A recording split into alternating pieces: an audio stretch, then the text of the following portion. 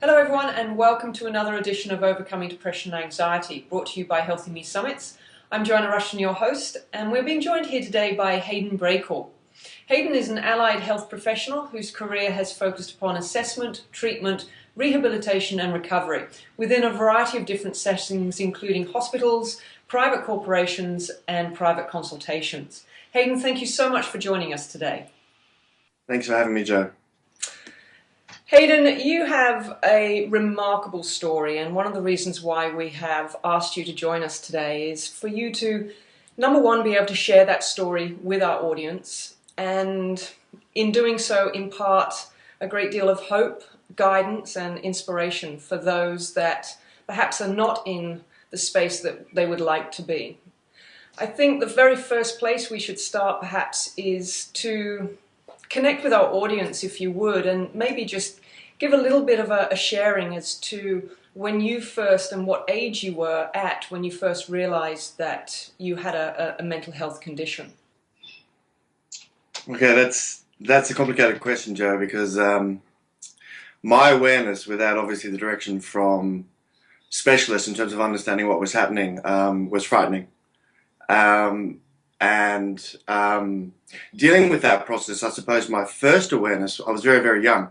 I was 7 actually, and my younger brother was involved in a horrific accident, and as a family we regrouped and survived. And that was probably my first experience of true human suffering and experiencing it firsthand. And what I didn't know at that time, of course, was the templating for PTSD. And throughout those younger years, I suppose, was my first taste, unbeknownst to me, of hypersensitivity and hypervigilance to those that suffer around me. In saying that, it probably wasn't until my teenage years, throughout my schooling, that I became aware that I was carrying some sense of burden, some sense of unexplainable drive that was beyond my capacity. And I was overloaded without even realizing it, to the point where my music master at the time, and I used to partake in every aspect of schooling, I literally went there once a week and cried for 45 minutes non-stop. And she just used to support me because we didn't have access to the types of counseling that I needed at that point in time. I didn't truly know that things became a massive issue for me until I guess I was at university around the age of 22. And I literally had what was my first breakthrough or meltdown, depending on how you want to look at it. And as I mentioned, I was sitting in the quadrangle at Sydney Uni, and I literally just sat down one day on the spot and realized I had absolutely no idea who I was, no connection as to what my soul or my purpose was in life. And there was this massive chasm between what I felt was expected of me and what my sense of heart connection in terms of who I was as a person could not have been more disparate. And then I realized that I was made differently and I wasn't coping, and then things changed dramatically throughout my life. So I was about 22, and that would have been about 19 years ago. And I remember when we spoken offline that you described your personality very much as a go-getter and a high achiever. True. And do you feel that that's quite a common personality trait for somebody like yourself? And also, perhaps if we share right now the diagnosis that was actually given to you, so people can connect with that. Yeah, look, no problems at all. It took 3 years of clinical intervention and refining before they settled on one diagnosis. At one point I had 7 floating diagnoses, but the one that, after 4 sets of independent assessments over a period of about 2 years, came back with was bipolar 2, rapid cycling mixed episodes with co-morbid diagnoses. So the primary was bipolar 2, rapid cycling mixed episodes. And so that personality type that was very highly driven, almost the OCD personality type, is that quite common in the research that you've since done? Is that quite a common trait to go with that sort of condition? Look, research obviously is ongoing, and I don't claim to be an expert other than throughout my 20-odd years that I've been dealing with my own sense of self, was that I have inside of me that academic drive to understand every aspect. So Um, Look, there is obviously a direct correlation between high achievers, creativity, what they typically type as high intelligence, and aspects of mood disorder and personality typing, of course. I wouldn't go so far as to say that there is direct correlation in terms of my opinion. How I'm made as a person, yes, depending on how much we want to extrapolate, I can definitely see as to how my hardwiring, nature nurture conditioning, and my expectations within myself correlated with the outcome of this diagnosis. And with a lot of assistance from a variety of specialists, I was able to piece together, after many thousands of hours of therapeutic assistance, how I'm made as a person and how best to manage my life. So short answer is yes, I can see a direct correlation. I probably shy away from the terminology OCD, purely because within me, mine wasn't necessarily a drive of responsibility of an outcome requiring ritualistic behavior to alter the state. So mine, I suppose, is more driven from a sense of what I now know is perfectionism, and I've learned to shift my focus to optimal rather than a perfectionistic drive. But yes, I was conditioned from a very early age to achieve and to become the elite. I'm a product of that type of education system and expectation. And I run at 100% or zero, which of course is characteristic of bipolar as well. So Hayden, in those earlier years, in your 20s, I remember you saying to me that you were in denial and avoidance of the condition that you were experiencing for quite some time. Can you share, because the benefits of the information you're sharing with us, I truly feel isn't just for those that are going through challenging mental health conditions, but also for health practitioners and health coaches that are looking to understand what an individual goes through in a way in which they can perhaps take that on board, adapt or change or enhance how they coach, work, and counsel those that they perhaps are coming into contact with. So can you share a little bit on that side with us? Yeah, of course. And I suppose my initial disclaimer as well is this is my story. This is my history, my opinion, my understanding, and the way I process my life. I don't claim to have any formulaic answers at all, but I'm more than happy to share from my personal narrative. I just want to put that out there. I suppose the prominent thing is for those that come to me for assistance and for when I was ready is the healing process in terms of recovery can only occur, in my opinion, when that person reaches a point in time that they accept what is occurring and to start processing. For me, the denial was fear-based. It was shame-based, and it was loaded with remorse and guilt due to the conception that I had failed. So coming from a remarkably wonderful family of high achievers, beautiful, loving family, through the product of a system of my schooling, and I absolutely loved my schooling.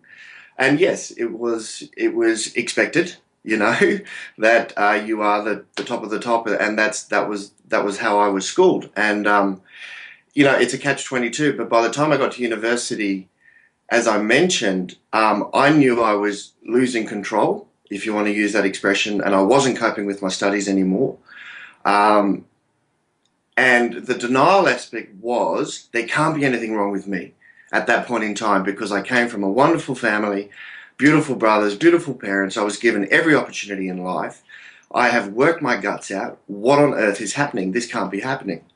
So the denial for me was, if this is truly happening, then I had to look at what is wrong with me. And they're all labels, of course, I now understand. But 19 years ago, Joe, when I started my healing recovery process, I literally had no understanding, despite my academics and despite the fact that I was, you know, double graduate in psych, etc., what it truly meant to live in the concept that I was dealing with a mental illness. Because up until then, I had no exposure to it, really. And I had no understanding that it's okay to be human. It's part of the human condition. We are literally unique, all of us. but it was that preconceived idea based on the external measurements of achievement and success that all of a sudden I'd come from being the best, in my opinion, and trying my hardest to achieve, with wonderful feedback, to all of a sudden, oh my God, I'm going to let my parents down, my family down, my colleagues, my students, my professors, everyone. And I couldn't cope with that. So the idea that I had failed literally set me into panic mode, and I escaped. So that was my denial phase. And that lasted for quite a while, a few years. So from that denial phase to that moment, as you said, of acceptance that something is wrong and I have to do something about it, something has to change, otherwise everything stays the same. Yeah. What was the pivotal point for you? It was fairly dramatic, Joe, I'm afraid. I reached a point where, all right, we're being honest with our viewers here, I reached a point where I literally couldn't cope anymore, and the pressure was so great that in my naivety I felt the only way out was to take my life. And that was in January of 2007. And thankfully, due to my family, they reached out to a wonderful professor at that time, because I was adamant that I was not going to see anyone to seek medical help, because I was still in denial at that point. And I was transferred from hospital to his office, and then I was relocated into a private institution for approximately 12 weeks, because I was at death's door. So I also know that, as we've spoken and you shared with me what you've been through, a very important part that I think we should share with the audience is what has been your experience through the myriad of traditional modern paths of treating mental health, because I know that you have had many, and that in the traditional sense of medication and the use of pharmaceutical drugs, which I know you're going to share with us the various cocktails and experiences that you've had with that, you actually got to a point where you made the choice that you actually couldn't do that path any further. So could you share with us what that initial path was, what you experienced, and what led to you really needing to change and look for an alternative route? Okay. The reason I'm pausing is I'm going to be condensing 7 years into a few minutes, but as always, Joe, I'll just speak openly and you guide me. Obviously, at that point, I accepted treatment because I'd given up, and I was frightened. I was absolutely frightened. Obviously, when I had the opportunity to realize once in the safe environment of a clinic, that what I really realized was I was so exhausted of fighting, I had no fight left. And it was just misdirected. I suppose I'll go on tape now saying I don't ever believe I was suicidal intentionally. I don't ever believe that my own volition, my own heart, ever wanted to take my own life. I simply could not cope with the unbearable suffering anymore. So I suppose I make that disclaimer because I also feel that there is a big stigma that people feel, and this is a generalization, that suicide perhaps is a cop-out. That perhaps it's an aspect of oneself which leaves others in such a state of torment that how could they possibly do that?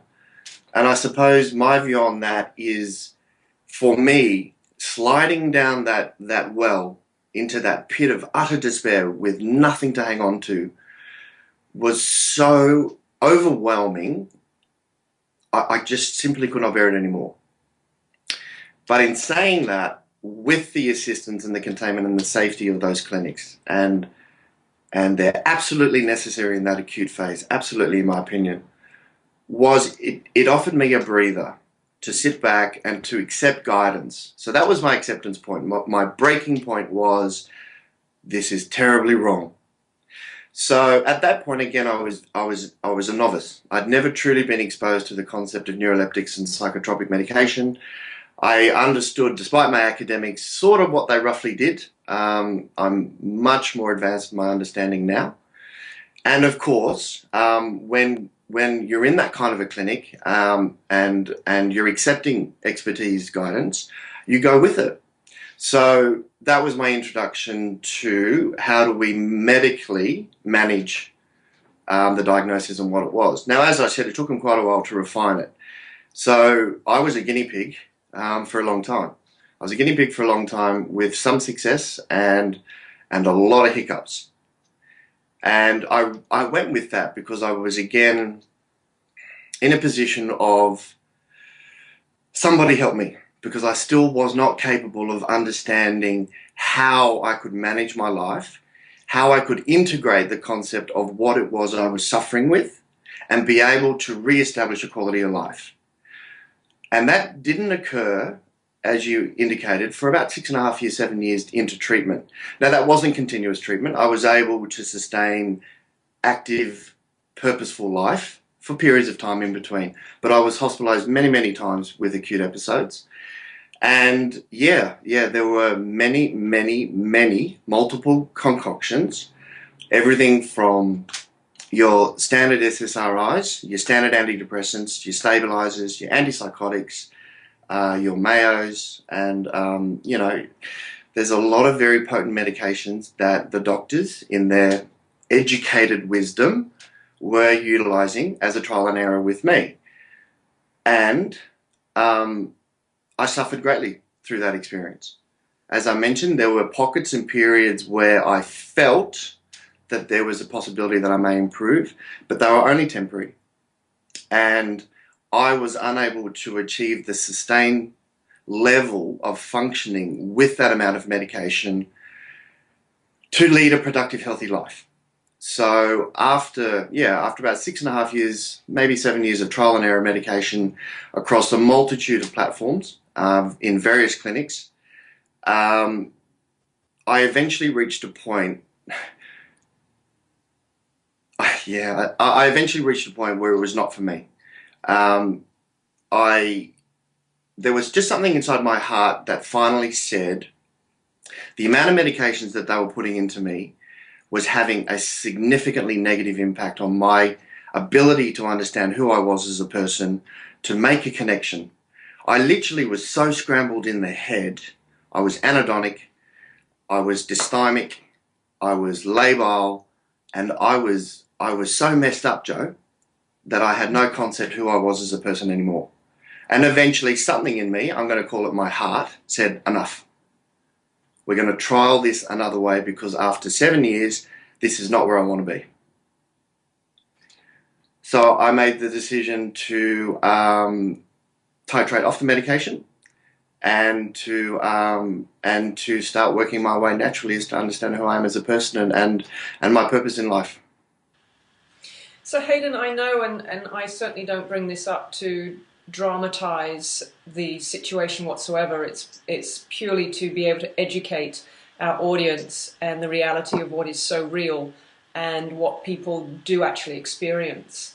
But I know that you, for one, will certainly say that there is a time and a place for medication and intervention of drugs in that very acute phase, as you mentioned.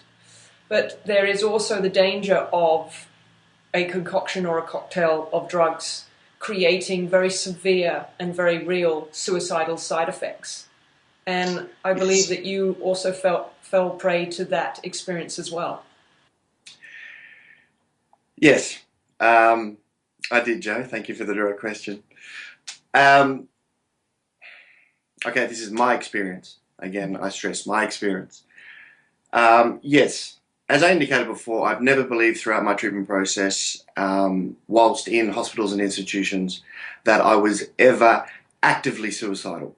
Now, does passive suicidality play a role when I was dependent on the medical system, lost, full of despair and confused? Yes, I believe it does, because it is exhausting being in clinics, being in hospitals, poked and prodded, medicos everywhere, trying to understand who you are in a very, very specific community. It is very hard. I found it very, very hard, and I became dependent on the system. I became dependent on the system because I didn't have the internal structure to manage, and I would go back into the institutions to get fine-tuned and end up in a worse position, my experience. Now, sadly, deliberate self-harm was never part of my previous MO, my makeup. However, after two specific incidences of what I would deem mismanagement of titration in my layman's opinion, not expert opinion, I was pulled off very, very potent medication very quickly, against medical recommendation, but it was done nonetheless. And sadly, yeah, within 24 hours of being pulled off this medication, I picked up a knife and I engaged in severe self-harm, literally that night, and that happened on 2 separate occasions. And I required surgery and I required a lot of work, and it could have been fatal, and thankfully it wasn't. So I reflect and go, why? And I remember specifically coming to after the surgeons had finished, and I thought, what on earth happened? Now, I wasn't detached and I wasn't disassociated, but I was not me. Definitely not me. So can I specifically say it was 100% because of this, what I deem mismanagement titration of these potent medications? My heart says yes. Can I prove that? No. So this leads us to where I feel the story really turns, and the upside, the triumph. Listening to your story and having had you share with me what you then chose to engage in and the different pathway that you chose to engage in, which again I understand has taken many years, and the experience of many different modalities, all of which are alternative. And I would love us to walk through what they have been and the ones that you have found that have worked more effectively for you. Sure. And how you would perhaps, guide others to seek what that might be for them. Because I do recall you saying at one point that one psychiatrist said to you and wrote on your paperwork, cannot be helped, I give him 6 months. Yes, that's true. And yet here we are. Specifically, he said, don't bother, he'll be dead in 6 weeks. And yet here we are talking to you. Yeah, and that was several years ago. I can certainly say from engaging with you what a beautiful man you are. Thank you, Joe. So can you share with us that turning point in the path that you decided to reroute, and what you chose to engage in that has created you to return to living a life that is meaningful and purposeful? But as you say, you still have your moments that are challenging, and there is no doubt about that. Yeah. But you've learnt very significant ways to manage that. I have, Joe. I have. And as we mentioned the other day, recovery is a continuum. I encourage everyone to understand, those who haven't experienced or those that are perhaps in their early stages or those who are experienced, is that I never deem myself recovered with a D. I never consider myself fixed, and I never have the naivety to say that I've reached a destination and everything's wonderful, because that's just simply not the case. Yes, for me, mental health recovery and my life is a moment by moment, day by day application, and for me it's a position of acceptance. It's a position of acceptance and understanding, as many thousands of yogis will say, that this too shall pass. And it's about shifting from the attachment of the expectation and trying to control. The illusion of control for me is a wonderful anomaly. I always jokingly say that the tighter I try to control something, the slipperier it gets. And I suppose for me, some of the blessing is handing over. I'm certainly not the first to say this, and I've had some wonderful mentors in my time. No, they don't have 6 degrees, they're just normal people, but they have wonderful life experience, and I've learned as much, you could literally say I've learned as much from a conversation with a homeless person as I have with PhD professors in medicine and psychiatry.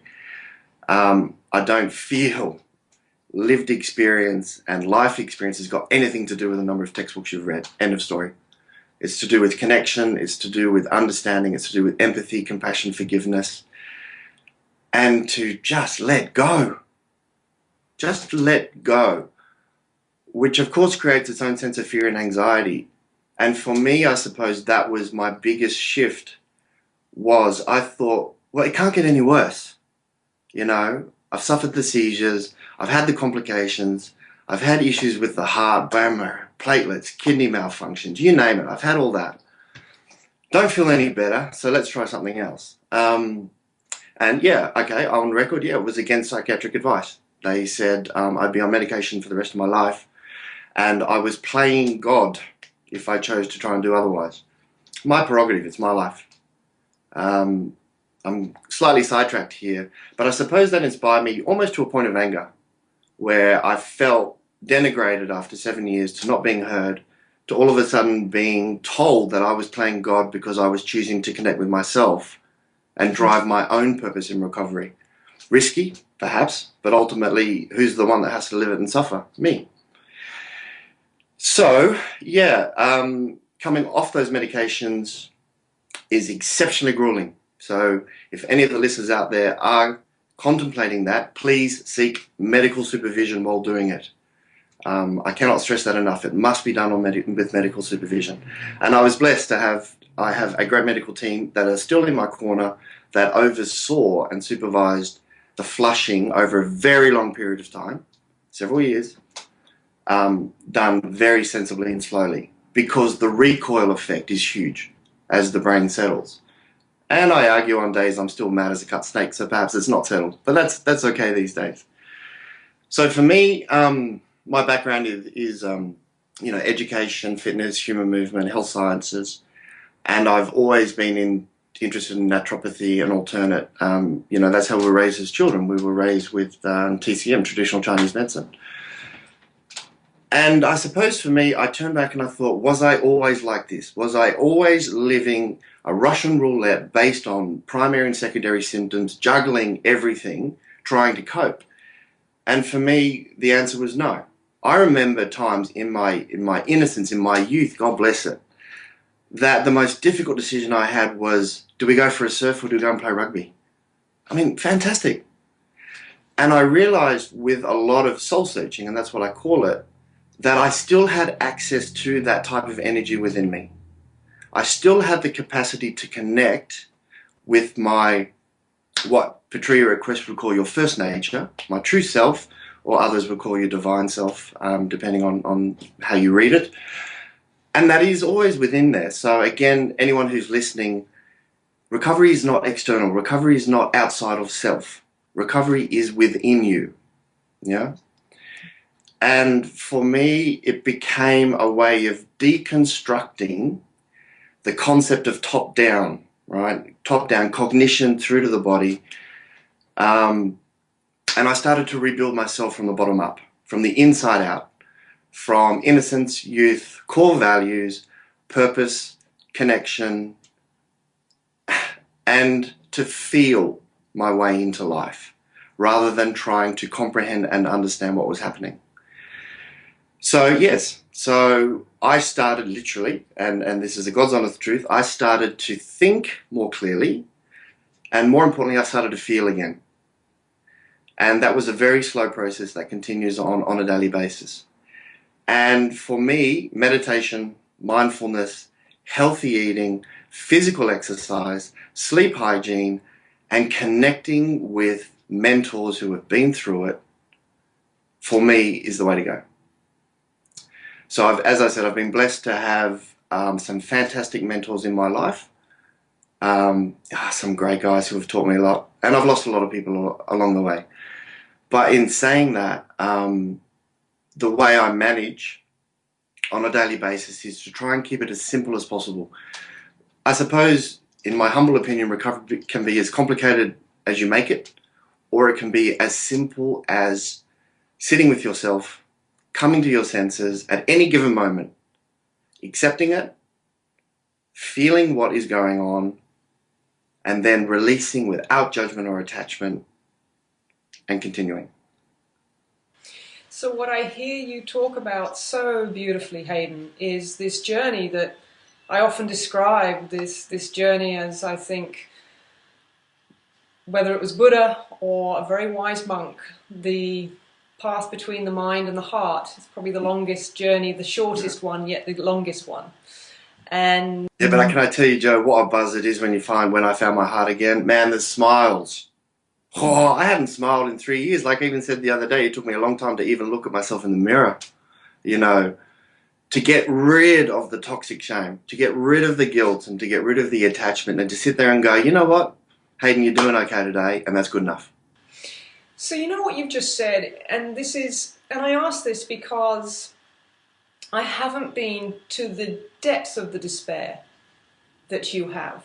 Mm-hmm. And there's a very big difference to feel and experience where you have been, to connect with guilt or shame because you felt embarrassed about, how I gave a speech or something like that. Very, very, very different experiences.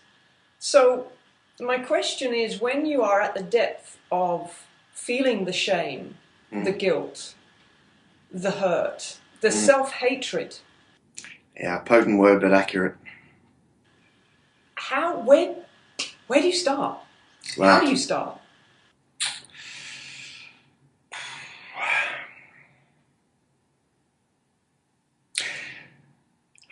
The most painful part of that, Joe, the most painful part is you have to feel it. And that literally feels like dying without acting on it, without the impulsive behavior, without that flight-fight response. Now, granted, whether or not I choose to live by the label bipolar or not, am I emotionally hypersensitive? Yes. Perhaps does my mind misperceive and collate information and emotions differently? Possibly. So my level of despair and what occurs if I look back in the past to that level of self-hatred, and that word makes me cringe because it's such a potent, tangible, horrific place to be. And if anyone is listening or watching and they know that, it is like God Almighty, is to sit with it, Joe. You just have to sit with it, and if you cry, scream, wail, holler, do whatever it is you need to do, but don't harm yourself. Don't harm yourself. Keep yourself safe. If there is a support network, and as I said, I could not have done that with my family. In those places, I would go to my most secure support work, and they would sit with me 24 hours to monitor, to make sure I didn't harm myself. Not that I wanted to, but it is literally so overwhelming that I just had to let that process. And it's literally like, I don't know, going 12 rounds with Mike Tyson and running a marathon all at once. Grueling. However, I can say, for me, and maybe I'm blessed, I don't know. As I said, not a huge amount of people survive. And I consider myself humbly blessed to have survived what I have survived. For me, there was always a glimmer of something in there that I knew I could start again from. And that was my heart. It was the beating of my heart and my breath. And that's how I get choked up. It's a horrible place to be, Joe. Yeah. Yeah. I hear you, Haydn, and one of the most beautiful things that you've just shared is the common theme. Didn't realize those memories are still so potent. Wow. Yeah, they are. Yeah, sorry. And we can breathe into them together. Yeah, it's okay. It's okay. What you've just shared is a very common theme that every inspirational speaker who has either experienced their own suffering or has learned how to support and help those overcome their own suffering, the common theme is that everybody has spoken about learning to be with what comes up, learning to sit with. And from the neuroscience to the quantum physics to the understanding of how we can disperse the energy, to take the charge out of the feeling, to take the charge out of the emotion. Everybody has said the same thing, and that is it's learning to sit within your heart, to meet the deepest, darkest emotion and pain, and allow yourself to be with it, meet it. Absolutely, Joe, I agree. But of course that defies all logic, rationale about survival, doesn't it? You know, we're hardwired to survive. And it almost seems a paradox that, for my experience, and again, by no means an expert, is that moment where you're like, I'm dying, but I have to sit with this in order to survive is almost the ultimate paradox. But yes, I mean, you so succinctly put it. I believe that we're energetic beings here. And, you know, yeah, you can look at the foundations like heart math that we spoke about in the global consciousness. And yeah, it is energy, and it is dispersing of energy. And it's kind of like that reservoir. I found that the more I ran from it or blocked it or hit it, it just compounded and compounded and grew and grew and grew until I was guided, you know, from, as I said, some wonderful mentors, and to understand the purpose of mindfulness and meditation. And no, you don't, in my opinion, you don't have to be a yogi trained for, you know, millennia. God bless those that are. It is accessible every day to be mindful. And it is accessible every day to be able to, once practiced, to be able to sit with that. And it does get easier. You know, I've been in recovery for quite a while now. And I still have snippets of those moments. You just saw one just recently there where, of course, you know, they're all there. But it's that, for me, it's the reinforcement that, you know, Haydn, you're okay. We just simply have to allow it to be. And it does disperse. And then, as a lot of people jokingly say, you fall over 7 times, you get up 8. You know, you just keep going forward. If that's what you choose. There's always a choice in recovery. I think people forget that as well. It's your choice. It's your choice, it's your life. And either way, it's okay, because, you know, ultimately, you're responsible for the quality of life you choose. And, you know, whatever it is that drives you, go for it. But for me, you know, after my experience, it was, I just wanted to be me again, to smile, to be able to engage with others, to be able to contribute and be of service, and to just have a good old hug and a good old cry and understand that it's all right to feel emotions. You know, I'm not made of stone. And, you know, I grew up in an era where it was boys don't show their emotions and you got punished if you did. And that's okay. And it makes me sound like I'm 70. I'm not. I'm only 40. You know, it does still happen. But you know what? That beautiful connection that I have now with all who are involved in my recovery process and those in my personal life. And geez, I tell you what, it's such a blessing. It's such a blessing just to be able to connect with, I sound all airy-fairy now, you know, to look outside and look at the wonder and beauty that there is out there that I just didn't see before. Just didn't see before. And without the suffering, you know, without the darkness, there's no sunshine. And, you know, and for me, as Patria says, and God bless Patria, she's a wonderful woman, you know, happiness isn't a destination where you get there, unpack and go, yeah, I've arrived. You know, happiness is fleeting in between the suffering and the growth. You know, that's what I feel. Wow, if I can use those words, because I feel this is just truly inspirational. Your ability to share your journey in the wisdom that you are. And what I'm hearing from that is that you've come to a place where you've almost able to connect to a gift that you are now able to take from your experience and no longer see it as something that almost never, you wish never happened. You're actually, as most people do when they complete that cycle of healing, to come to a place of realizing that there's been an enormous gift that you've received in what you've been through, in the adversity. Yeah, Joe, I think you raised a really valid point. And again, you know, as they say in the fellowships, only you can do it, but you can't do it alone. You know, things as simple as the serenity prayer, when you really think about it, it's just phenomenal. I did go through that phase of hating what happened in my past so greatly that I just wanted to shut the door, leave it there, never to be spoken of again.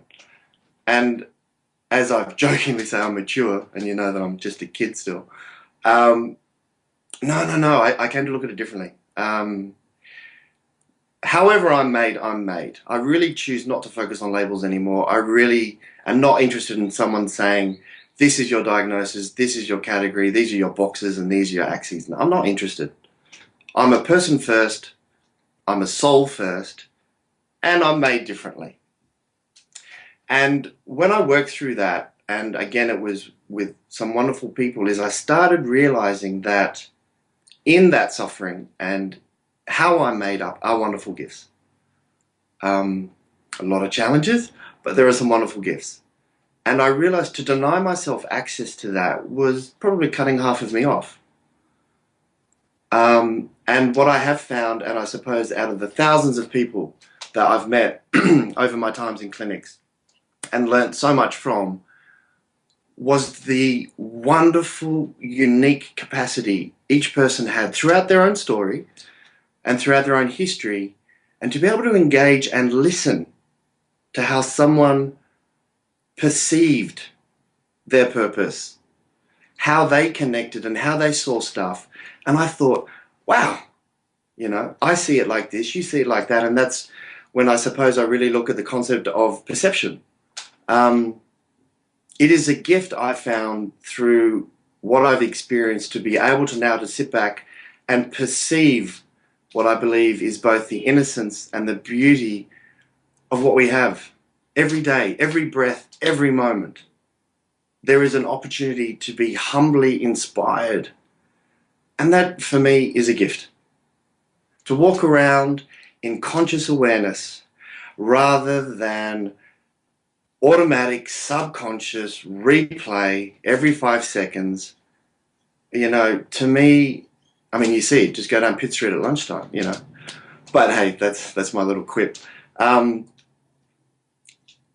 There is a gift of that. And I suppose for anyone else who is suffering or been through it, or if they have loved ones that are suffering, just take the time to understand their perception. Take the time to sit with them and go, how are you feeling today? Really? And what do you see? Don't judge. What do you see? And then, oh man, some of the conversations you're going to have they'll blow your mind. They're fantastic. They really will. They really will. So Haydn, I've probably got 2 questions that I just want to finish by asking in the time that we have. You've mentioned a couple of times the importance of doing work around core values, the importance of doing work around really getting clear about what matters enough to you in life to change for. Almost like creating a motive, creating a dream that's big enough that you love enough in order to keep going, to get up that 8th time. Yeah. And then start to create some really sound and grounded core values that are real, that support that dream. Would you say that those 2 things are probably at the top when you look at starting to work with somebody who's come to a place of acceptance for where they're at, and they now really want to seek help, start the change process? Would you say that those 2 things are in the top 3? Look, I would, Joe. I would probably add a couple of points. I firmly believe that there is something greater than me. Now, I'm not going down the path of religion. I'm simply stipulating that I was kind of lucky several times, probably, you know, beyond belief by some of the specialists, yeah? So I can't really put that down to me. So my personal opinion is someone gave me a kick up the backside and has re-guided me. I'm going to leave it as open as that. I found security in that, knowing I don't have to control and understand the universe. I don't have to be able to use my breath and my 26 letters in the English language to comprehend the beauty of what there is. I'm just a part of that. And God, what a relief to hand over. What a relief to go, oh, you know what, I'm not God. Isn't that fantastic? So I say that kind of cheekily in terms of there is a sense of relief for me in that surrender, in that handing over. Now, in terms of developing the purpose, 100% for me, to make sense of what I was experiencing, to make me get up again, I believe I made a conscious decision to go, well, if I'm going to suffer this much, I may as well make it beneficial. So once I'd come to that acceptance point that, you know what, if I'm going to deal with this much pain, what can I do with it? So yeah, making a sense of the challenge, having a purpose, and I'm not unique in saying this, is, I believe, fundamental in terms of recovery. Now, I would encourage that has to be done with guidance. from wherever. Doesn't, I'm not saying it has to be medico. It's just, it needs to be guidance, because when the initial cathartic process of the emotional understanding occurs, for whatever my experience was, that took a long time. And there was a lot of stuff that had to be deconstructed, had to be understood, and had to be processed. Only then was I at a foundation point ready to try and make sense. To try and do otherwise would have just overcomplicated things. And probably in my hindsight, it just would have put me back into a cognitive spin, overloaded the anxiety, and I would have just continued to relapse over and over and over. So for me, initially, it was having that break.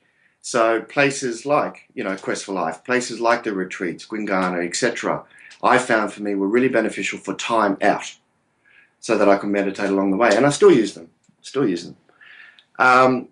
Now, the core values, of course, depending on who you research and read, that there is a myriad. I don't even need to name names. They're out there.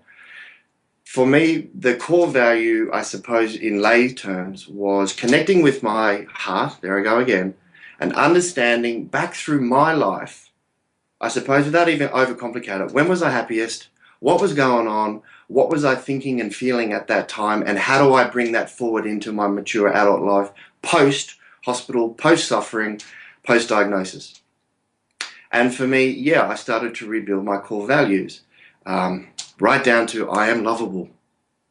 That was the biggest one for me, was I was walking around with this distorted belief that I was unlovable.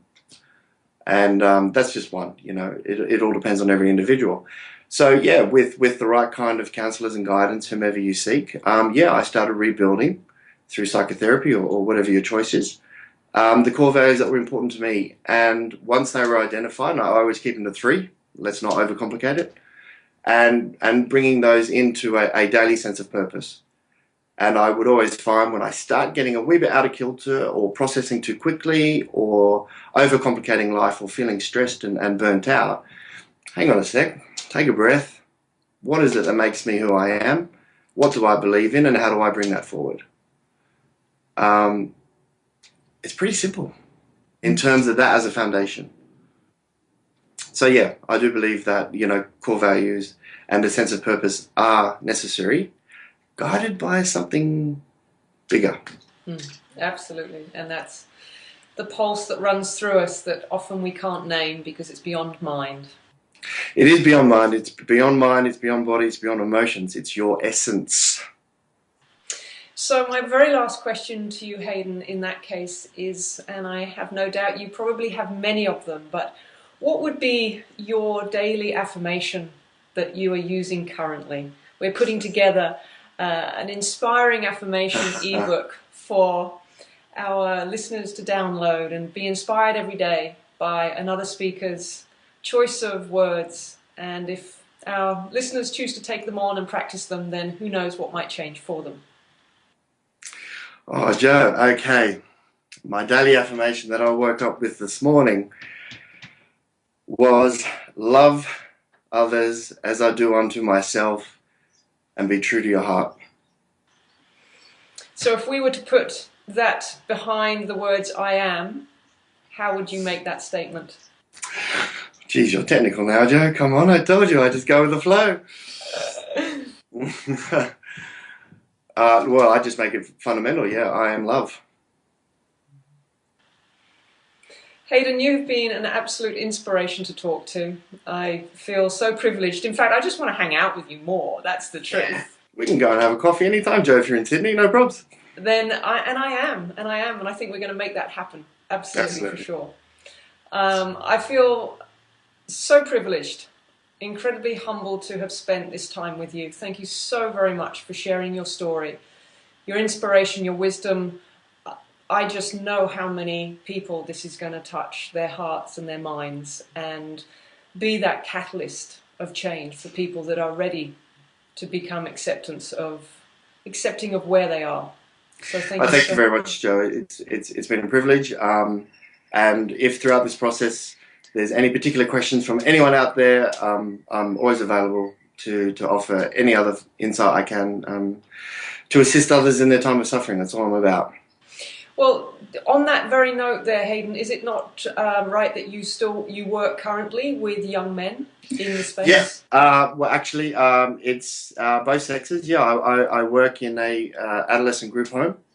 Um, um, Boys and girls. We have 10 clients at the moment, age 14 to 24, who are dealing with a lot. Yeah, we run a 1-year program for a firm called Aftercare here in Sydney, Australia.